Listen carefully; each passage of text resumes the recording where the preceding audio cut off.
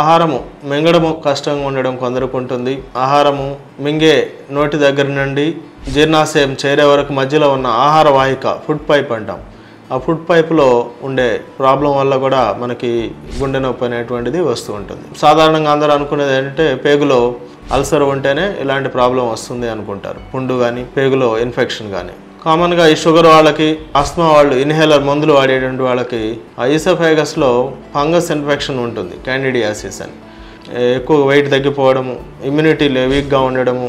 So వాళ్ళకి fungus infection ఉండి oesophageal candidiasis ఉండి మింగేటప్పుడు నొప్పి వస్తుంది. ఇవి మనం ఎండోస్కోపీ చేయడం ద్వారా మనకు కనిపిస్తాయి. ఆహార వాహికలో పుండు కానీ, ఆహార వాహికలో క్యాన్సర్ గడ్డలు కానీ, మరియు క్యాండిడియాసిస్ అనేది. అవి కాకుండా ఫుడ్ పైప్ యొక్క కదలికలు తక్కువగా ఉండడం, దాన్నే ఈసోఫేజల్ మొటిలిటీ డిజార్డర్స్ అంటాం.